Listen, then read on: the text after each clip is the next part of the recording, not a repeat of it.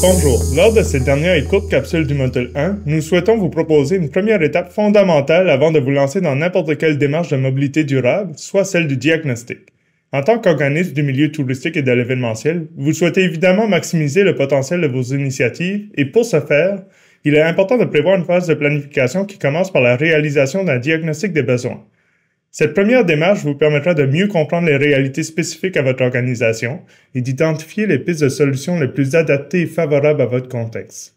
En effet, un projet qui fonctionne dans une autre organisation ne garantit pas nécessairement un succès similaire dans la vôtre. Le copier-coller est rarement un facteur de succès et un diagnostic rigoureux vous permettra de bien cerner les difficultés particulières à votre entreprise et votre contexte territorial. La première étape à réaliser avant d'entreprendre une démarche diagnostique est de bien faire l'état des lieux et le portrait des services et programmes existants qui influencent la capacité de votre personnel et de votre clientèle à se déplacer vers leur destination. Dans cet inventaire, vous devez regarder des éléments comme les mesures et les programmes existants dans votre propre organisation qui favorisent les déplacements durables, par exemple une association avec une plateforme de covoiturage, des incitatifs pour les usagers du transport en commun et autres. De plus, il faut porter un regard critique sur vos installations à destination qui pourraient présenter un frein ou au contraire un avantage au déplacement durable de votre clientèle, c'est-à-dire quels sont ses besoins, comment peut-elle utiliser vos installations, celles-ci peuvent-elles être améliorées ou plus utiles à votre clientèle, etc. Un autre aspect peut-être plus compliqué à effectuer par vous-même, mais qui est essentiel dans une démarche diagnostique, concerne le profil d'accessibilité du site. C'est-à-dire à quoi ressemble la desserte en transport collectif du site, est-ce que celui-ci est bien connecté au réseau cyclable ou encore quels sont les obstacles absolus ou partiels qui pourraient nuire au déplacement durable, tels que la localisation et les barrières physiques comme une autoroute. En plus de cet inventaire, vous devez aussi vous assurer de bien comprendre le profil de déplacement de votre clientèle. Par exemple, d'où provient-elle majoritairement, quelle est sa capacité à utiliser les transports actifs, quels modes de transport sont principalement utilisés et quels modes de transport durable devraient être privilégiés dans vos mesures et interventions.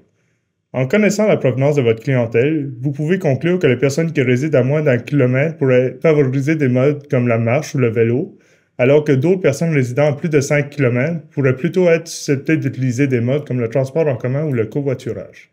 Une fois que l'état des lieux est complet, il est également important de bien consulter votre personnel et votre clientèle sur les enjeux vécus en lien avec leur déplacement. D'abord, pour vous assurer d'une meilleure adhésion aux mesures que vous allez éventuellement implanter, mais également pour vous assurer que ces mesures porteront des résultats probants. Ces consultations peuvent s'effectuer de différentes manières, mais l'important c'est de poser des questions qui tournent autour des habitudes de déplacement avec des questions comme quel mode de déplacement avez-vous utilisé pour vous rendre à destination, ou encore des questions au sujet de leur perception à l'égard des modes de transport durables, tels que quels sont les principaux freins que vous avez rencontrés à l'utilisation de différents modes, ou encore quel est votre niveau de connaissance des réseaux desservant votre destination.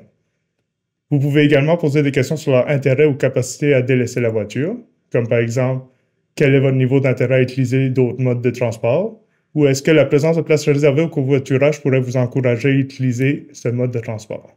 Finalement, une démarche diagnostique devrait se clore avec une bonne synthèse de tous les éléments relevés dans vos étapes précédentes. Cela permet de bien mettre en perspective les freins, les enjeux ou les éléments que vous possédez dans votre jeu de cartes et auxquels vous devez porter une attention particulière lors de vos interventions. Chez Mobilité, nous utilisons l'analyse FFOM, qui correspond aux forces, faiblesses, opportunités et menaces. Les forces concernent toutes les ressources internes à l'organisation qui favorisent le déplacement durable et sur lesquelles vous avez un certain contrôle. Par exemple, vos installations à destination. Les faiblesses, quant à elles, concernent tous les éléments internes sur lesquels vous n'avez aucun contrôle. Par exemple, la localisation du site. Les opportunités et les menaces, quant à elles, font plutôt référence aux facteurs externes qui favorisent ou non les déplacements durables dans le cadre de votre événement ou pour votre destination. Par exemple, le réseau cyclable peut être une opportunité, à condition qu'il soit bien connecté à votre destination, ou encore les conditions météo qui peuvent décourager certaines personnes à utiliser les modes de transport actifs et qui représentent donc une menace.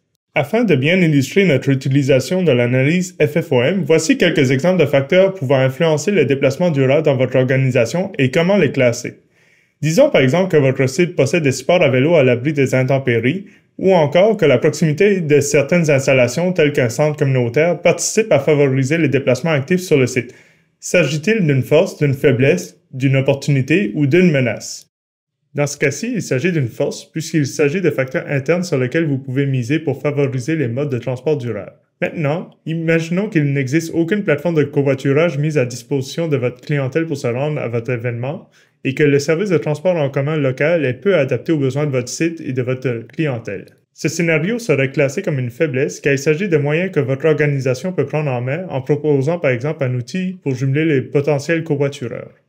Disons maintenant que l'autosoliste se maintient dans l'organisation comme mode principal de la forte majorité de votre clientèle, en plus de plusieurs répondants qui indiquent avoir très peu d'intérêt pour l'utilisation de certains modes de transport durables. Cet exemple serait plutôt présenté comme une menace puisqu'il s'agit d'une perception et des habitudes chez votre clientèle que vous pouvez difficilement influencer ou même attribuer à vos facteurs internes.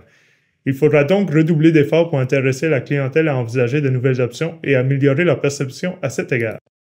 Un dernier exemple concernant de nouveaux services offerts par la société de transport ou encore un nouvel aménagement cyclable le long de la route verte qui pourrait contribuer à une meilleure desserte du site. Cet exemple serait présenté comme une opportunité car cela favorise le déplacement durable, mais vous n'avez aucune ou peu d'influence sur ces éléments.